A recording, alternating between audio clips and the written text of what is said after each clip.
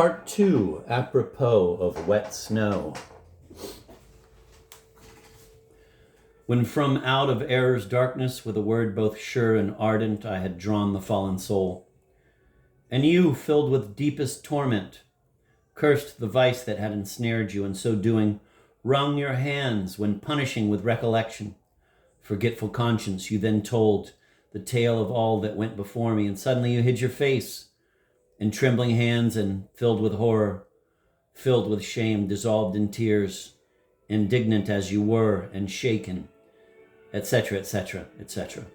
From the poetry of N.A. Nekrasov. At that time, I was only 24 years old. My life then was already gloomy, disorderly, and solitary to the point of savagery.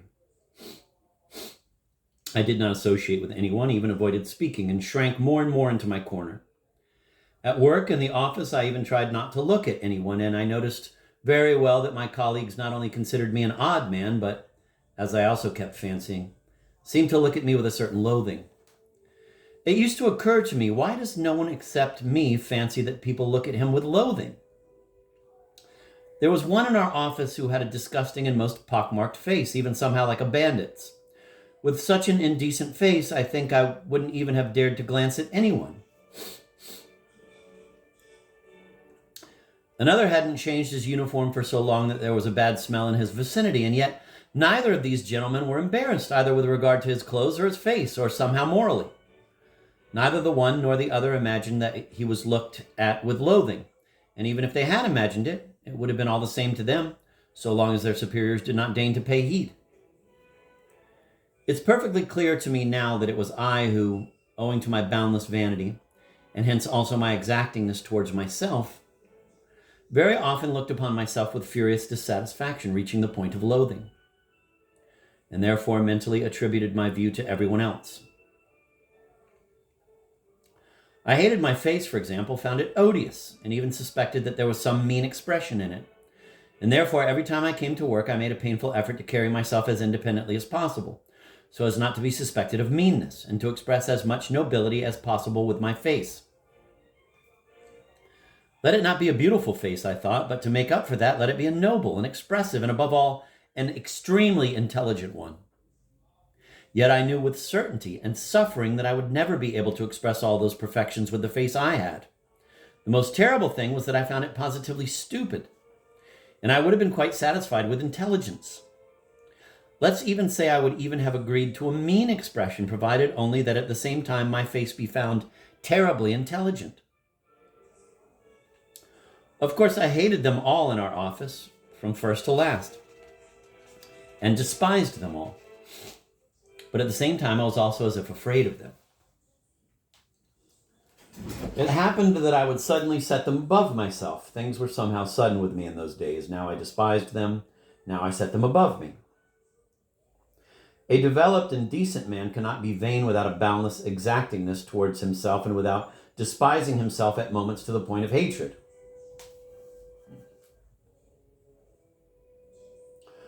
But whether I despised them or set them above me, I used to drop my eyes before almost everyone I met.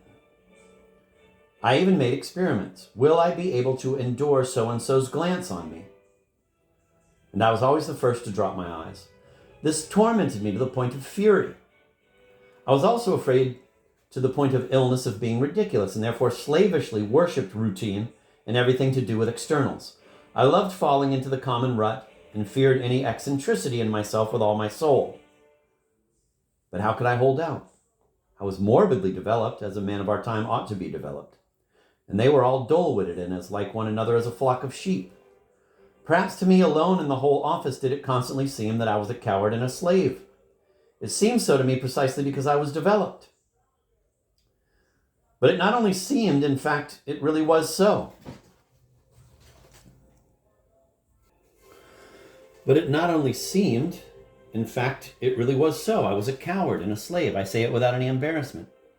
Every decent man of our time is and must be a coward and a slave.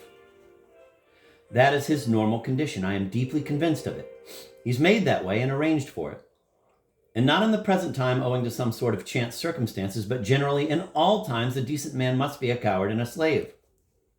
That is the natural law of all decent people on earth. If one of them does happen to get up a bit of pluck in something, let him not be eased or pleased by that. He'll still quail before something else.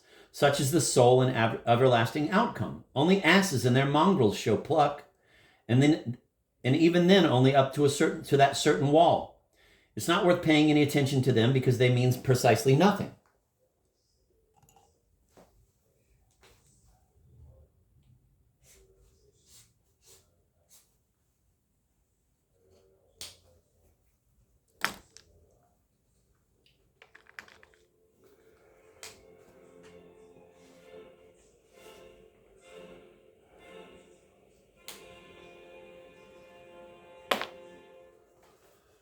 One other circumstance tormented me then, namely that no one else was like me, and I was like no one else.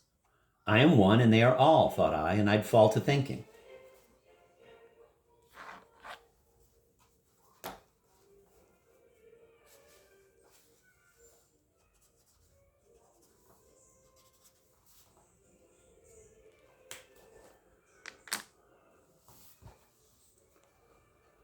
Which shows what a young pup I still was. Contraries also occurred.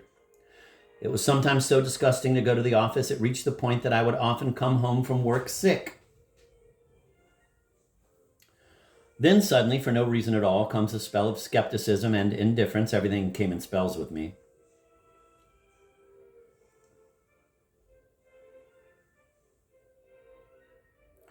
And here I am laughing at my own intolerance and fastidiousness, reproaching myself with romanticism. One moment I don't even want to speak with anyone, and the next I go so far that I'm not only chatting away, but I'm even deciding to become close with them. All fastidiousness would suddenly disappear at once for no reason at all.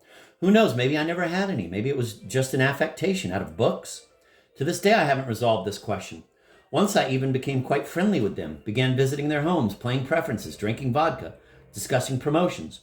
But allow me a digression here.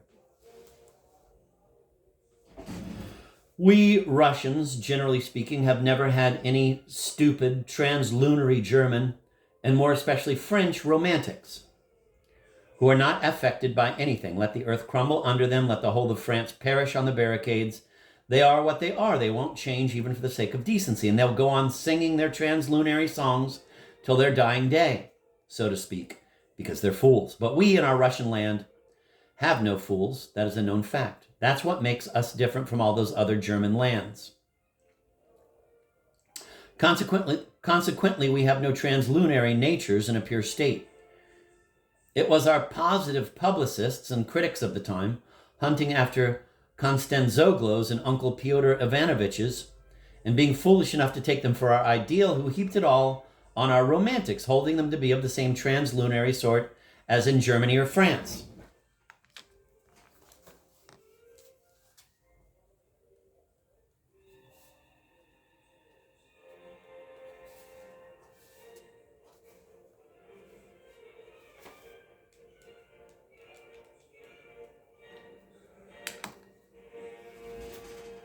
On the contrary, the properties of our romantic are utterly and directly opposite to those of the translunary European, and no little European yardstick will fit here. Do permit me the use of this word romantic, a venerable word, respectable, worthy, and familiar to all. The properties of our romantic are to understand everything, to see everything, and to see often incomparably more clearly than our very most positive minds do. Not to be reconciled with anyone or anything, but at the same time not to spurn anything, to get around everything, to yield to everything, to be politic with everyone, never to lose sight of the useful, practical goal, some nice little government apartment, a little pension, a little decoration or two, to keep an eye on this goal through all enthusiasms and little volumes of lyrical verses, and at the same time also to preserve the beautiful and lofty, inviolate in himself till his dying day, and incidentally to preserve himself quite successfully as well. Somehow in cotton wool, like some little piece of jewelry, if only, shall we say, for the benefit of that same, quote, beautiful and lofty, end of quote. He's a broad man, our romantic, and the foremost knave of all our knave. He's a broad man, our romantic, and the foremost knave of all our knaves, I can assure you of that, even from experience. Naturally, all this is so if the romantic is intelligent. I'm going to read back on some of that, because I can. The properties of our romantic are to understand everything, to see everything, and to see often incomparably more clearly than our very most positive minds do. Not to be reconciled with anyone or anything, but at the same time not to spurn anything. To get around everything, to yield to everything, to be politic with everyone. Never to lose sight of the useful, practical goal, some nice little government apartment, a little pension, a little decoration or two. To keep an eye on this goal through all enthusiasms and little volumes of lyrical verses, and at the same time also to preserve the beautiful and lofty, inviolate in himself till his dying day, and incidentally to preserve himself quite successfully as well, somehow in cotton wool, like some little piece of jewelry, if only, shall we say, for the benefit of that same beautiful and lofty. He's a broad man, our romantic, and the foremost knave of all our knaves. I can assure you of that, even from experience. Naturally, all this is so if the romantic is intelligent. That is, what am I saying? The romantic is always intelligent. I merely wished to observe that while we do happen to have had some fool romantics, that doesn't count for the sole reason that while still in the bloom of life, they regenerated definitively into Germans and, to preserve their little piece of jewelry more comfortably, settled somewhere rather in Weimar or the Schwarzwald. I, for example, sincerely despised my service employment, and if I didn't go around spitting, it was only out of necessity because I was sitting there getting money for it. The result being, you will note that I still didn't go around spitting.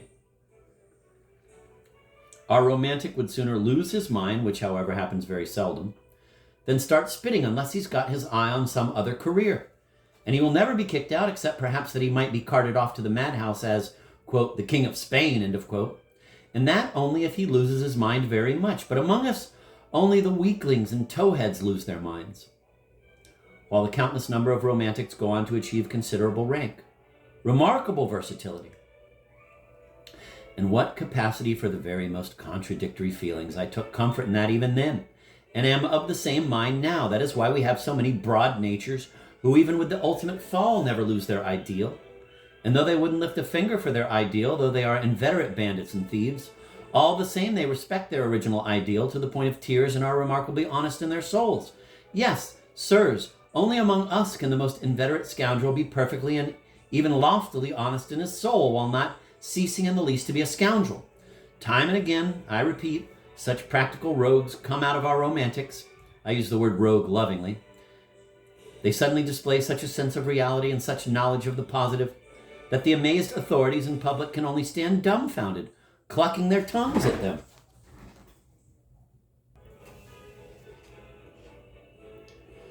The versatility is indeed amazing, and God knows what it will turn and develop into in subsequent circumstances and what it promises us for our times to come. It's not bad material, sirs. I don't say this out of any ridiculous or home-brewed patriotism. However, I'm sure you again think I'm laughing. Or, who knows, maybe contrary-wise. That is, you're quite sure I really think so. In any event, gentlemen, I shall regard both your opinions as an honor and a special pleasure. And do forgive me my digression. Of course, I could not sustain this friendliness with my colleagues. I'd spit in their eyes and, as a result of my still youthful inexperience, even stop greeting them, as if I'd cut them off. However, this happened to me only once. Generally, I was always alone. At home, to begin with, I mainly used to read. I wished to stifle with external sensations all that was ceaselessly boiling up inside me. And among external sensations, the only one possible for me was reading. Reading was, of course, a great help. It stirred, delighted, and tormented me, but at times it bored me terribly. I still wanted to move about, and so I'd suddenly sink into some murky, subterranean, vile debauch.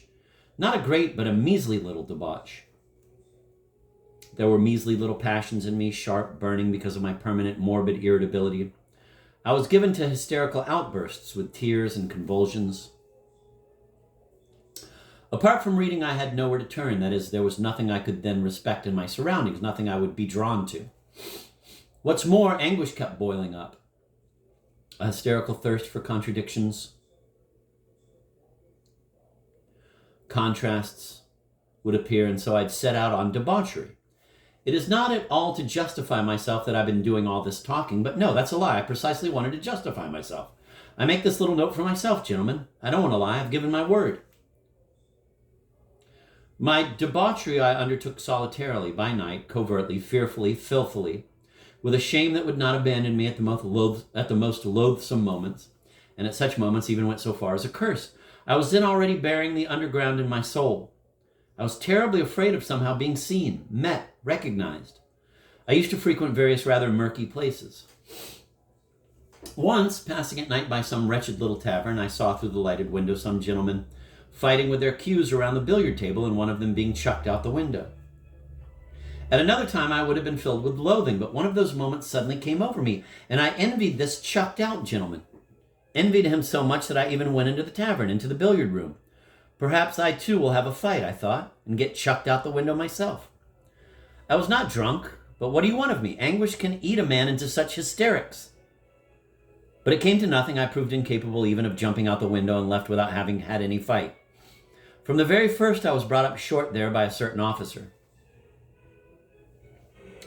I was standing beside the billiard table, blocking the way unwittingly, and he wanted to pass. He took me by the shoulders and silently, with no warning or explanation, moved me from where I stood to another place, and then passed by as if without noticing. I could even have forgiven a beating, but I simply could not forgive his moving me and in the end just not noticing me. Devil knows what I'd have given for a real, more regular quarrel, more decent, more, so to speak, literary. I had been treated like a fly. This officer was a good 6 feet tall, and I am a short and skinny man. The quarrel, however, was up to me. All I had to do was protest a bit, and of course I'd be chucked out the window. But I changed my mind and preferred to efface myself spitefully. I left the tavern confused and agitated, went straight home, and the next day continued my little debauch, still more timidly, downtroddenly, and sadly than before, as if with a tear in my eye. Yet I did continue it. Do not think, however, that I turned coward before the officer out of cowardice. In my soul, I have never been a coward, though I constantly turned coward in reality. But don't laugh too quickly. There's an explanation for that. Rest assured, I have an explanation for everything. Oh, if this officer had been one of those who would agree to fight a duel. But no, he was precisely one of those gentlemen, alas, long since vanished, who preferred to set about it with billiard cues, or, like Lieutenant Pirogov and Gogol, by means of the authorities. But they would not fight a duel, and in any case would regard a duel with our sort, the pencil pushers, as indecent, and they generally regarded dueling as something inconceivable, free-thinking, French, while giving ample offense themselves, especially in cases of 6 foot tallness.